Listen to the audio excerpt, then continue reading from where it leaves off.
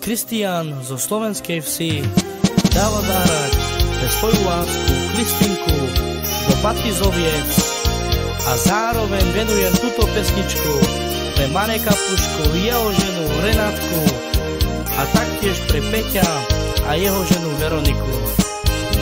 Takže na zdravie, čavale.